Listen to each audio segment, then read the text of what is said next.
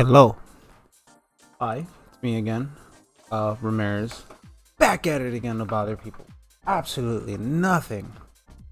I should probably take off that off the screen. Now it's showing things that should not be shown if you know what I mean. Could be showing my passwords, you know? What if I showed my crypto keys? I would have lost it all. Imagine the disaster. Yeah, my name's Ramirez.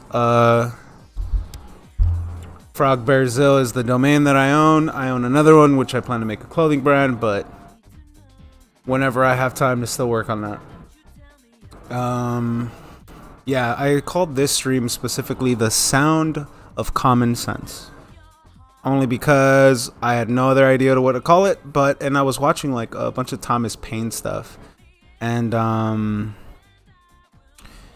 really got me to think of what the common standard of man was at the time, because he wrote all of those, like a lot of his dissertations, his essays, whatever pamphlets he was selling at the time, they were definitely a product of the time. But what I wanted to highlight was, hold on, actually I don't really care how I look in this. Takes too much time for me to turn everything on. I don't care. I just got home. But the essays and the common man and how he wrote those books, right? Because he didn't reference much other material. Like a lot of the stuff that he referenced was the Bible, because he wanted to not attach, but like make reference. Build an argument, build something that people can understand in their head and make it as common as possible, which is why he called it common sense. Very, very, very interesting. And, you know, back to that Film Archive channel, but in that video, it was done at the museum. What was I about to say? Thomas Paine? I don't know. The music caught my attention because I started grooving with it.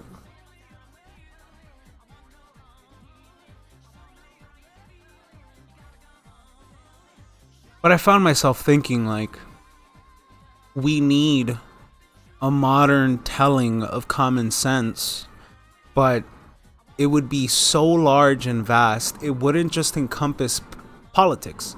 Because this was at a time that people had a good sense about them. They had a good sense of what family values were. They had a good sense of just the community of themselves.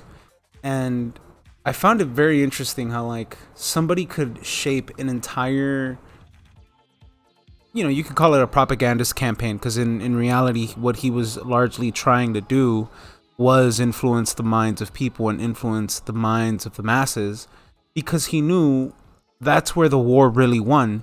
You know, you needed to keep the morale boosted throughout the whole time, which is kind of why people say that the Q conspiracy is still popular, it's still being propagated, is because there's been enough things to have happened that it gives this sense of a morale, right? It gives you a sense of things are happening, but they're happening very slowly. But the key thing here is this whole thing that's happening is being built on doing it the right way, doing it the legal way, making sure that, you know, it builds a sense of morale in trusting the justice system. Is if, you know, if the results are had. By that I mean if Hillary gets locked up, if meaningful arrests happen, like John Podesta, Huma Abedin, anybody that related themselves to, what do I say? At least by and large, the campaign of 2016. I'm having trouble with this mouse.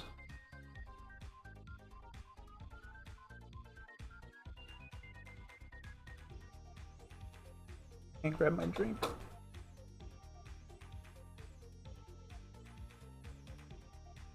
And I find myself in a constant state of, you know what I mean? Like, I've never written a book, but I find myself having all of these pages. I find myself developing these concepts that all lead to the same basic thing, but it's from so many angles. it's not necessarily something I can build as a book, but maybe I could. But I don't know. The ideas are so vast, the concepts are so spread out. Comprehension of very difficult subjects must be had. And that's not something that people have the confidence to tackle. If you look at what's gone on with the understanding of the medical science, I'm not pushing anything, I'm not propagating anything, but in the understanding of the science, there is this realm of like uncertainty that comes from the layman, the normal person, anybody normal. And it tinges them to not have confidence in themselves to build a meaningful, logical argument in their own head that they could believe in order for them to go against any of the social society pressures that people are being pressured into taking an experimental woo-woo thing. So I find myself constantly thinking about what is needed in the current paradigm, what is needed out of current people. And, it's a very big idea to tackle. And, it really draws this effect of like, you're way in over your depth. But when I think about it, am I really? Nobody else is thinking about this. Nobody else is really talking about this. And the only meaningful person that was talking about this got kicked off of the platform was so early on in the YouTube wars that like you could tell that they were right on the money, because it wasn't about class, it wasn't about country, it wasn't about race, it wasn't about demographics, it wasn't about the little environmental slow globes that some certain social groups of people will live in mentally. It never, like, I don't know how to explain it, but it's a rather large thing, right? Like, how do you begin to tackle this subject? How do you even begin to build an idea of it? And a lot of it comes down to understanding mental health. And it's why it's the largest taboo subject for any nation, for any country. Like, it is a giant it's like a giant gray zone that nobody wants to address. Largely because things will keep moving on if nobody really talks about it. And that's where we're at now. It's why, like, don't you think it's funny that we have an agency that could build an entire database on individuals who show certain qualities, traits, and or display certain behaviors, yet these agencies won't do anything about it? Of course, how could you charge somebody with a crime if they haven't done so yet? But at the same time, there are levels of handling the situation, especially if people have a record of it, a history of it. And if you have such detailed databases and this person has been pinged multiple times, wouldn't it be, I don't know, right? It gets really complicated because if you have a mental check, you get into like aspects of medical tyranny that I don't want to explore, because I don't think it's okay to start sending mental checks to random people based on certain analytical data that gets spit out by a computer that's secretly monitoring and studying everybody. Then again, that's already happening. A lot of people suspect that there's already secret profiles and secret, like Facebook and Google have secret files, collections, like databases on each individual person based on the devices they use, based on their search history, and it'll build like some amalgamation of a thing that you could study, especially if you were well versed in that material. But then again, what school teaches that? Because last time I heard, psychology is a pseudoscience. It's not a real science like some of the vested institution professionals out there, man. Maybe you should look for a real career. And I think it's funny, meanwhile, like psychology has completely ruled and governed the mental sphere of the public court forever. It wasn't that good of a meme, but I saw a meme where it was a politician speaking and a reporter with the microphone, and it says reporters in the past, right? And reporters now, it's the person speaking on the podium speaking to the people, and it's now the journalist speaking to the people, right? So it's no longer about getting in the questions or figuring out what intent, motives, things. None of that matters. What matters is fitting all of these talking points in a double speak way to just keep pushing forward. Let's keep moving forward. Let's not really question anything. right? The sound of common sense. How would any normal American in current day, and keep in mind, I am saying this in a bit of a tinged way where I am kind of like bashing Americans because I don't know, to the degree, to you know, what is the average of each person of what's the smartest person you know? But when we say that, that definition of smart, intelligence, or whatever factor of measure that is, how do I say this? It's tinged. It's not a natural, like, we're not measuring intellect by any meaningful standard. In reality, we're just measuring intellect based on a system that is more designed on memorization and understanding basic concepts that everyone else has understood. And and a lot of schools don't even get to test that. So it's kind of like, what are you really measuring intelligence on? Are you testing it based on somebody's like adaptability, or like their characteristics, their qualities, what they're good at? Or are you basing these smartness factors or these value factors, are you basing them on an institutional standard that has been taught to you, that has been passed down to you? These are very, very difficult concepts to understand, and it's kind of why Thomas Paine was a pain in the ass back in the day, because he wasn't necessarily just going after the royal crown. He wasn't just a proponent of the revolution. He was also somebody who was a deist and didn't necessarily believe in God. And from what I heard, he actually bashed certain aspects of like blind faith and this and that, because, you know, aspects of tyranny exist in all different forms. And that's something that nobody talks about now. And I think it's very interesting, because we've seen this country head a very specific way, and it's all to the detriment of people not having common sense. Not being able to work out like what verbiage is actually being said to them. So like can't even remember, like Thomas Paine he wasn't with slavery or anything like that, so he bashed people who own slaves. It's like, oh, you think yourself a proponent of the liberty of men, but yet here you are with men in chains.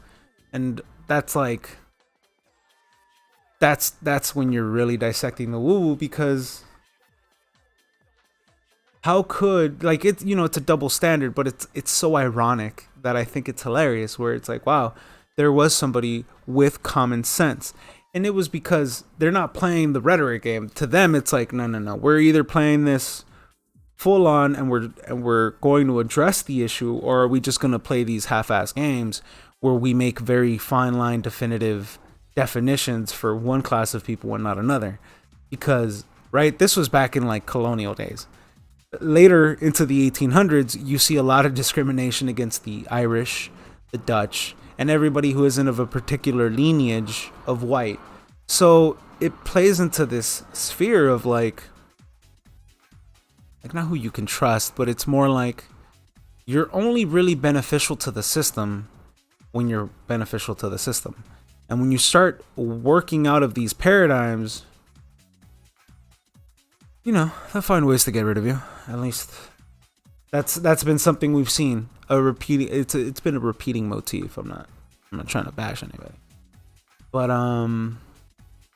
very interesting. Very interesting, Thomas Paine, the individual.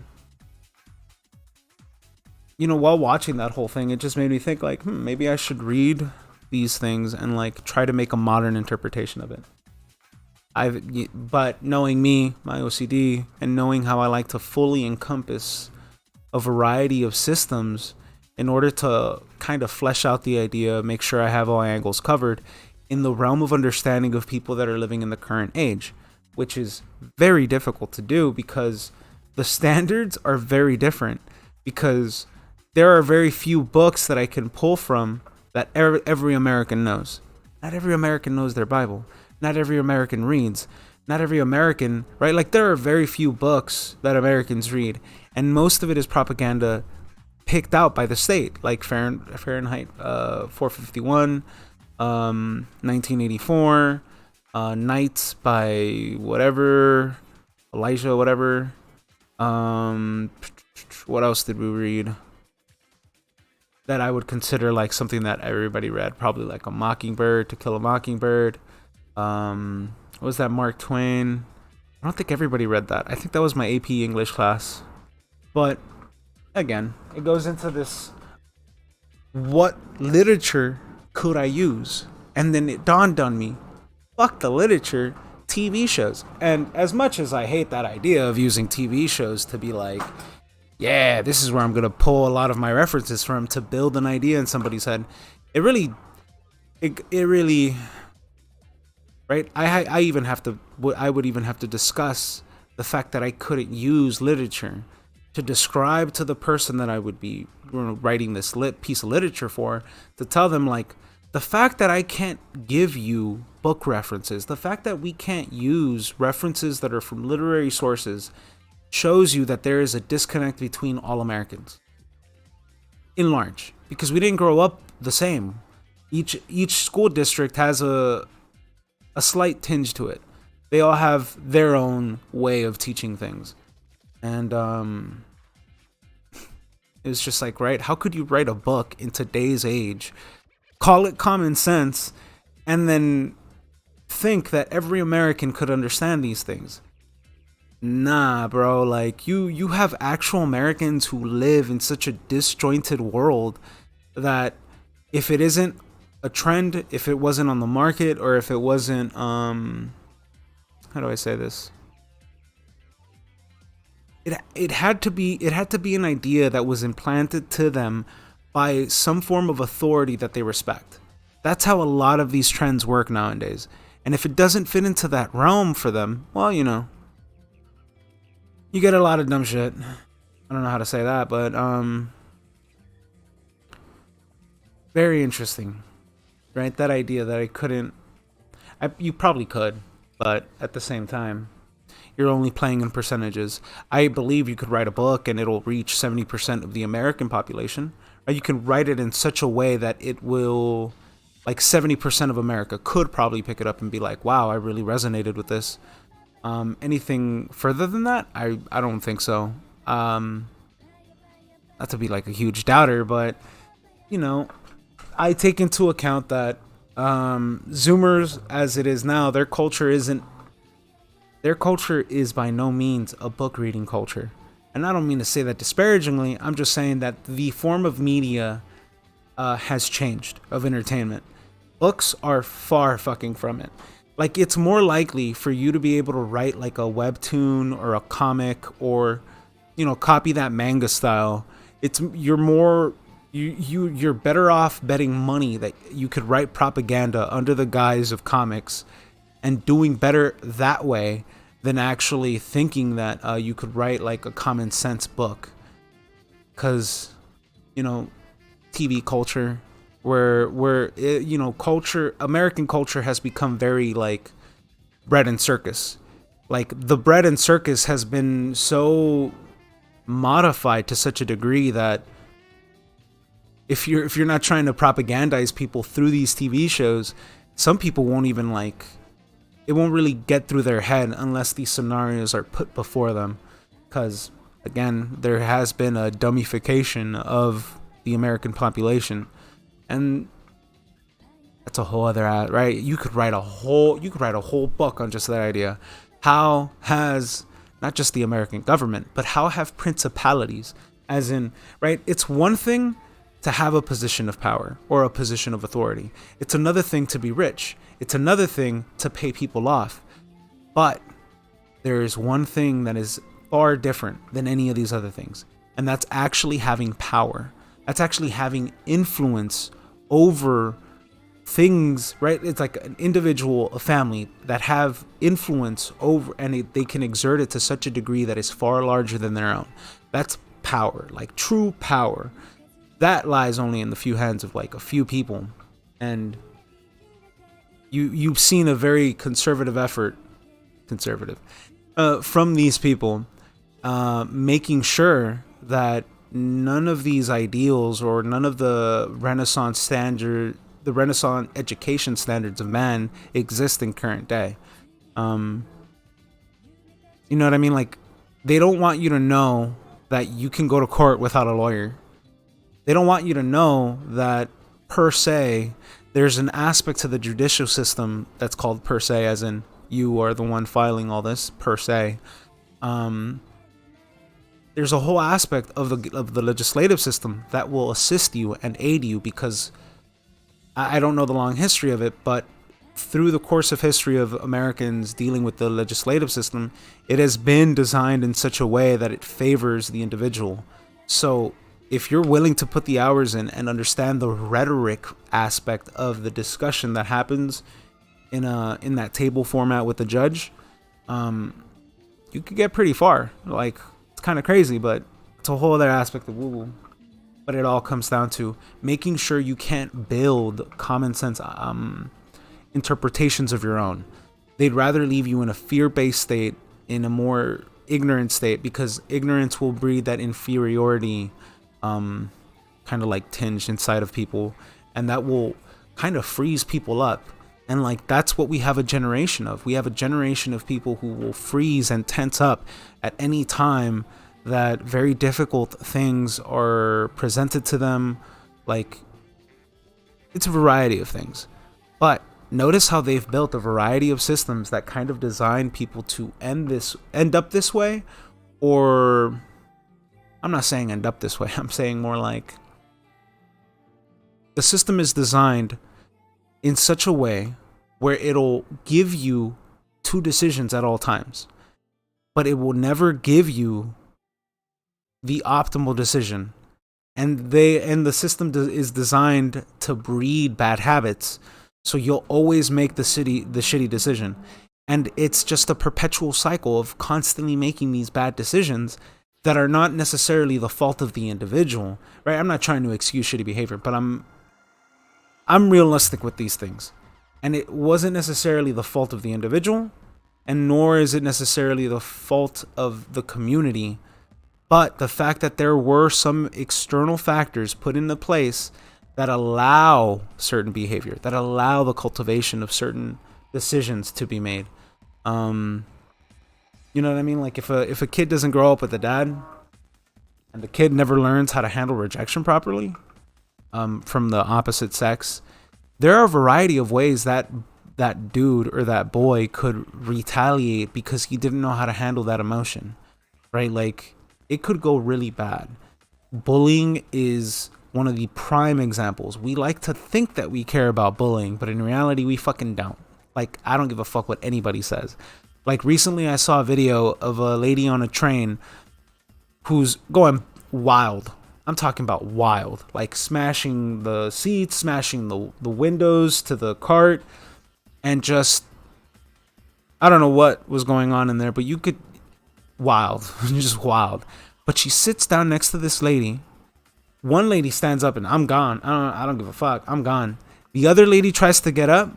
The lady who went wild, who was going wild, just grabs her by the hair, sits her down, and you just see the panic in that woman's face. But not a single person did anything at all.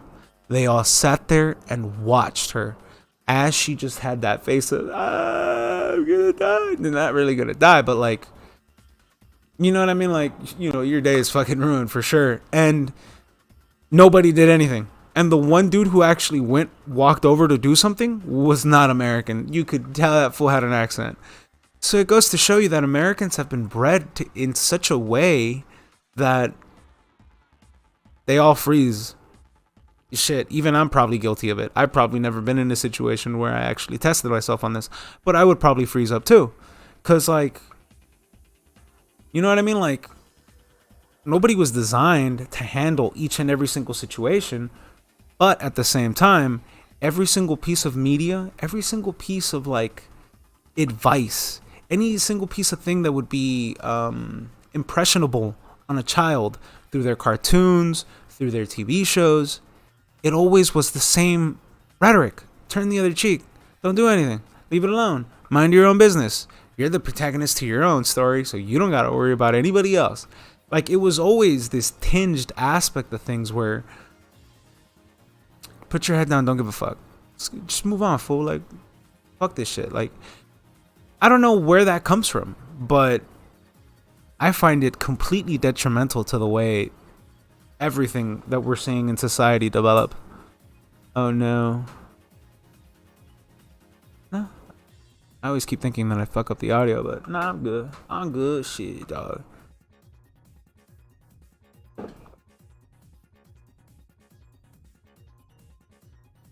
Common sense. Does anybody have it? Nah.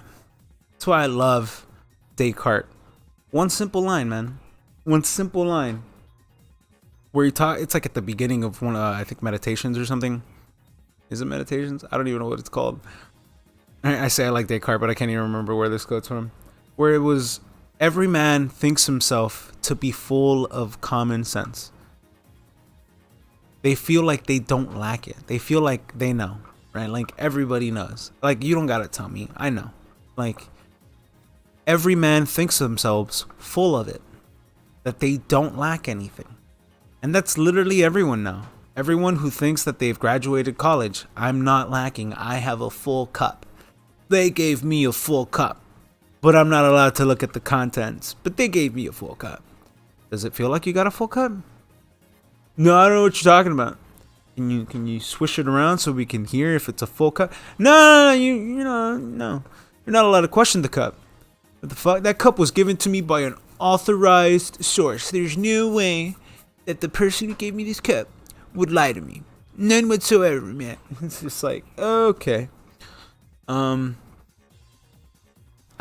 seen a lot of that where you're not really allowed to question like any meaningful narrative. Common sense, dude.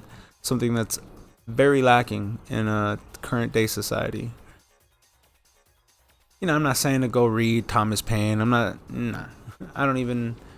I'll probably read Common Sense and the Rights of Man.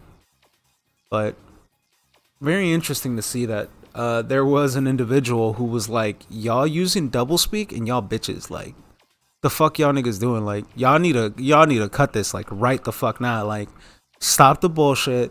You need to man the fuck up. Here's some here, read this shit. Put you on game. Like, and it was all by himself, right? Like, when he wrote these pamphlets, he wrote them anonymously, and at the end of the pamphlet, it said written by a British man. Or written by a British, I think written by a British man. I don't even remember what the pamphlet said. But there were two editions, first print and second print, that had written by a British man. So, you had this, right? He didn't want to expose himself because, you know, the British crown would retaliate, which they did, and they ran smear campaigns against them. But it was so crazy to see somebody, like, not want to take credit for anything. Like, for him, it was like, no, fuck the money. Like, he never made a profit off of any of his books. I don't know if anybody knows that. But he was like, fuck the money, dude. Like, this ain't about the money. This is about the war. And that he donated all of that money that he made off of these pamphlets to the Civil War, effort. And I don't know. I think there's weird woo-woo. I always think there's weird woo-woo with anybody they make a hero, but that's the thing. They actually actively write this nigga out of history. So that makes no sense to me. It doesn't fit the MO of worship the false idols. It doesn't fit that MO. Usually when they write somebody out of history, it's for a reason. And in this case, it might be because he was too effective in the sense because he actually believed in what he was writing about. Meanwhile, whoever was financing him or helping him out was probably only using him for causing the revolution, this or that. You get what I'm saying? Like, I don't know. I always think that there's a lot of things that people have to consider in beginning to dip their toes in having opinions about history. I don't even have that many opinions about history because I don't know. Like, actively, I know a few things. Like, I know things that matter to my arguments, to the bigger schemes that I'm building. Yes, I have arguments. But beyond that, it's like, I don't know, you can't really trust history, right? You have to understand, like, in what context was it written, like, how much of it is still true, because they never fix these fucking textbooks. They'd just rather leave them the same way and just be like, yeah, we're just Ooh, we don't gotta update them. Just nah. Who cares? History's not that important. Who cares? It always goes back to like, who cares? I don't gotta learn about it anymore. I'm not in school. Funny, dude.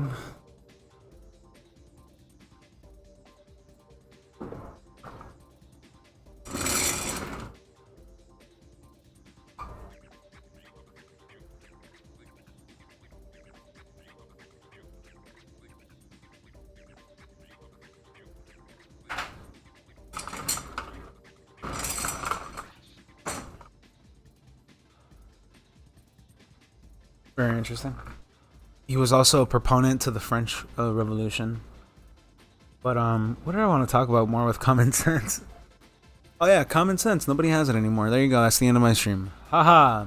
No American has any decent amount of common sense because they'd rather not think about it. They'd rather just go to no. There's no group of secret people, man. You know, man. Like, I think you're going too much, man. I think it's just the politicians, dude. It's clearly them, man. Like, oh, it's not corporations. It's not the market. It's not the lobbyist groups.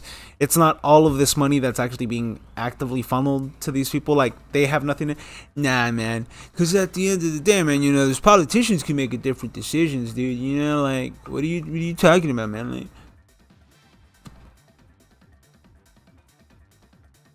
I don't encounter that anymore. I'm just being fucking hyperbolic because, you know, why the fuck not?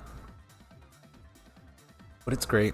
It's great to see where we're at now because I knew that any sudden change wouldn't have done anything. But a slow, gradual change, one that hurts, one that really gets under your skin, one that really drives people to do something, like that's meaningful as fuck. And the reason why I say that is because there was a Thomas Paine quote where he was like, doctrine supersedes ideology, supersedes doctrine, or you know what I mean? Like something, the pursuit of ideas was far more important. The pursuit of actually exploring like what freedom could be, actually going through those motions, like and achieving them was far more important to him than the fame, the glory, any of that other bullshit. Like for him, it was more about doing something actively. Crazy as fuck, though.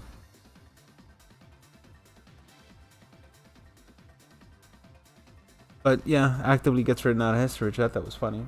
And at that C-SPAN interview, some weird shit that like one of the dudes who works at like one of the buildings was like, yeah, we get a lot of fourth graders, man. And the dude was like, so why fourth graders? Why do you teach fourth graders about this complicated guy? And the dude replies, well, they're perfect. And I was like, okay, this creeped me out. And this was just a C-SPAN documentary, not a documentary. I don't know. They're interviewing a bunch of people that are like experts in Thomas Paine's work. Very interesting. I think I wanted to explore that idea of what could you write? What could be done to make like a form of medium, a media, entertainment, a comic book, a TV show, a podcast, this, whatever the fuck. What could you make that could be identifiable to any American? And what topics could you use to build these like bigger arguments of understanding like government, but not just government, but understanding the effects government has had over the people throughout all of these, or it's 20 years in, add another 30, because I want to go back to the 60s, right? So like the past 50 to 60 years, there has been a clear identifiable motive that has been going in a singular direction. Explaining that in a fashion that like people would be like, yes, that makes sense. I spaz the fuck out sometimes. I don't know. It's great times though. Great times because we're watching a slow movement crawling towards this. And I think with the recent events that happened in Texas and the lack of communication between information between government officials, the sheriffs, that other sheriff department head later had a report and was corroborating information. And then now right? Like one of the best things that happened recently was one of my buddies, who's a complete normal person, like told me before I told him about how there was a 1 hour wait period, 90 minutes. It took 90 minutes before the breach happened. And that is such, it's not just that, it's also like the different videos, the fact that a mother was arrested, she later got free, still got her kids, like crazy shit. Like we're seeing a lot more common sense out of the people, where even from people like on my side of the verse, they even question like, yo, this looks a little weird, right? Like the gun motif, the equipment aspect, his background, his personal background, like where there was no money, how was any of this purchased, the subsequent trainings that had happened months prior. Like there was a lot of weird woo that made absolutely no fucking sense. But this is Texas we're talking about. Isn't Texas a good state? One that's fitting in, right? Ted Cruz, the Trump, partnership, whatever. But that's where I'm always like, it was never, you know what I mean? You can make allies, yeah, but it doesn't destroy the boots on the ground element. So people like to obfuscate the fact that, like, if Ghislaine Maxwell was running this entire operation, let's use some common sense here, people. Today, I will teach you how to use common sense. So we talk about, I'm not gonna do that whole voice. All right, ladies and gents, let's build some common sense. Boots on the ground aspect.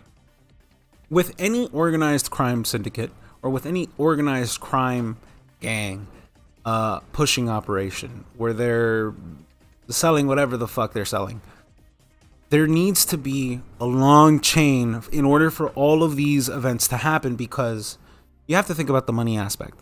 They're not buying low. They're not just buying pounds. There has to be somebody who's buying packs. When they're buying packs, that means multiples of things, right? Because you're just, whatever. I'm not going to get into this. But in doing so, it requires a certain amount of capital. Well, that sort of individual who handles that capital fits in a certain type of demographic within this organization. But he has somebody he distributes to. That's either if he's the main distributor to a bunch of people, or he distributes to multiple people who then distribute to other multiple people. Building a picture, right? So if Ghislaine Maxwell was running this whole operation, you're really not going to build a RICO case. Think about the aspects of it.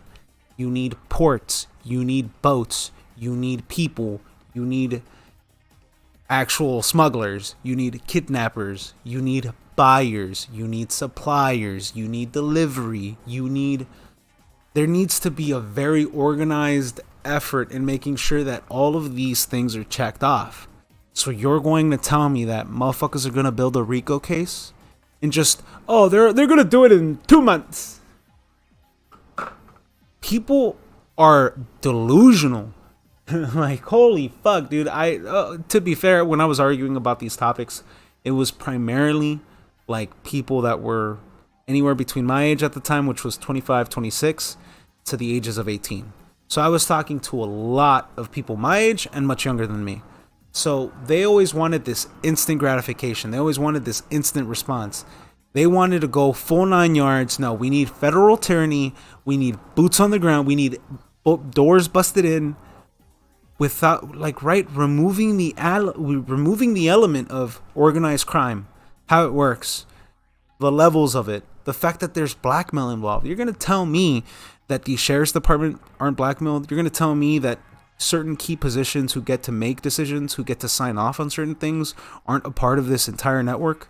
You're going to tell me that they were running a very sophisticated blackmail ring for intelligence gathering, for pushing people, for getting certain results done? You're going to tell me that, oh, all of a sudden, all of the people who were a part of that organization are just they're going to be good people. They're going to make changes in their lives, and they're not going to... Really? Like, no common sense out of the common man whatsoever. Like, even the most intelligent people that I've talked to, it's either that they were doing it on purpose, avoiding actually addressing my arguments, or it was just negligence. Like obvious, I don't know what you're talking about. That doesn't make sense, dude. You don't know anything. Where's your certificate of authority that allows me to believe you? It's like, okay.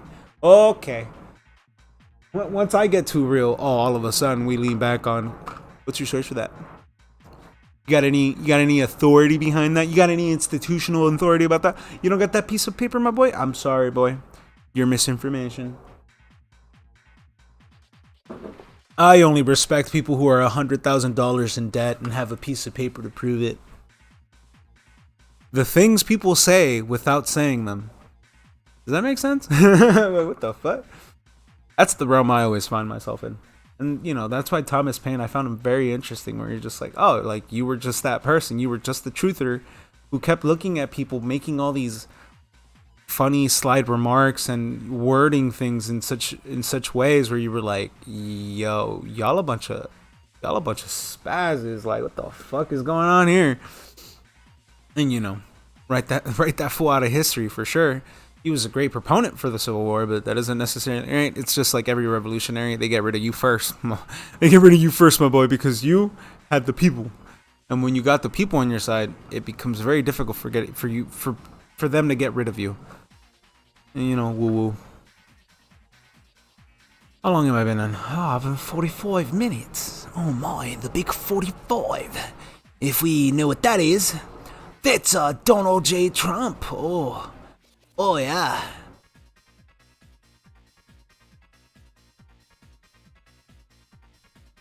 Yeah.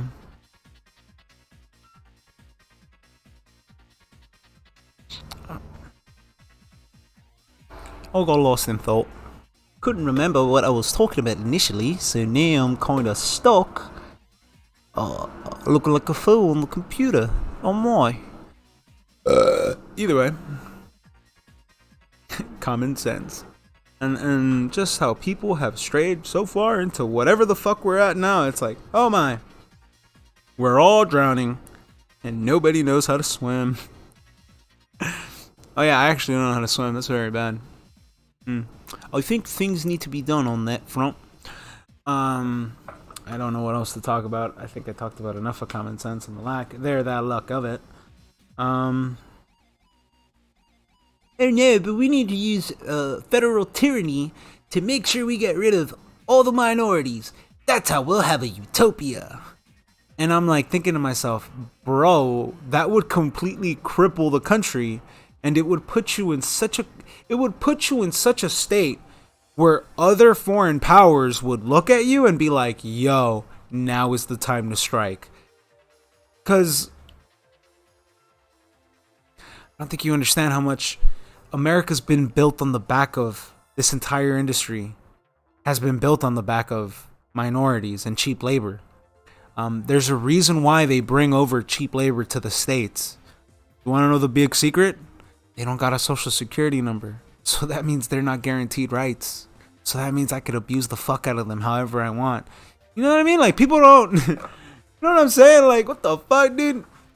Oh, man. That's why I always told people, like, who were immigrants or who came here, I'm like, look, I understand your plight. I understand the issue here.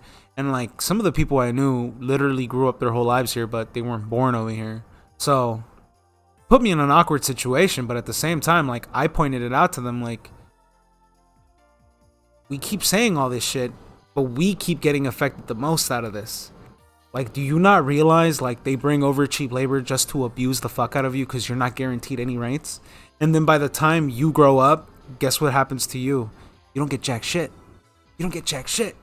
Because they're not going to give you the job. Because they'd rather give it to somebody and outsource it and give them a different salary, because you as a citizen are guaranteed certain rights. And, you know, in order to obfuscate that, just outsource. They don't got rights. I fucking love just the way that doublespeak works. You know what I mean? Like the slogan, they're taking our jobs. Well, they were taking your jobs overseas, but all the news said was, oh no, all of these immigrants, all of these people coming over. It's like, why are all those planes going to China? Like, what the fuck? Finding myself in like such a splendor of like, I guess that's one thing that I really do appreciate is the ability I've developed to see to see one thing being said, but then to see the complete opposite actions being done. Like that always baffled the fuck out of me, and I would look at other people and be like, yo, for real, like you ain't gonna what? Like what's going on here? Fucking crazy, dude. Like I remember sitting for jury duty. It was a divorce. I can't say much besides that. But everybody was already inclined to believing the wife immediately. They were like, "Oh, we're just going to believe the wife. We're not going to look at anything else. We don't really care." Every single person wanted to believe the wife. And I found myself baffled as fuck, because I was like, did you pay attention to anything said at all? Cuz it sounds like to me you didn't pay attention to anything that was actually said. Because that nigga lied, that nigga lied, that nigga lied, and that nigga right now on the TV screen, I just heard him lie 4 different times. None of these stories corroborate with the timeline that I was building in my notes. And luckily that whole thing flopped.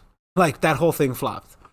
But at the same time, I found myself like, yo, this is fucked. Like, what the fuck? Like, nobody's thinking like, I just found it incredibly weird that there is, well, after watching Thomas Paine, I'm probably going to read that book because I have it. I just never, no, this is Voltaire. I don't know where I have it. But I remember having one of that fool's books here. But I never read it. I think it was, can't remember. Great book though. Definitely a good read from what I've heard. And at least from like the backstory of this dude and all this other shit. But crazy though. Everybody has a lack of common sense. I find it amazing. I find it humorous. It doesn't blackpill me. I don't really care about it. Because you have to understand, people have a good innate sense. And that's why the court of public opinion is the most important control point that these people have. And I'll never forget that, because look at the entire effort, the entire industry that was put before the public in order for them to be fast-tracked into one single opinion, into one single narrative, into one single understanding of the world. The amount of effort that's been put in by Hollywood, the media, talking heads, paid propagandists, paid actors, more for so, people who are binded by sponsorships, by contracts, in order for them to have certain opinions, and then the lack of understanding from the people who are listening to them. I'm like, you do realize he's only saying this because he's bound by contract. He cannot go because he'll lose everything. And, some people think that a lot of these actors and some of these musicians have autonomy over themselves, their music, and their art, but they don't. They've been bamboozled because they usually get them when they're young, and if they don't get them in those capacities, well, there's a really great interview that I should probably do next time. It's at a barber shop, and one dude was telling like a story about a certain artist who he doesn't name, and he was telling him like this artist got drugged. They buck broke him, for better lack of words.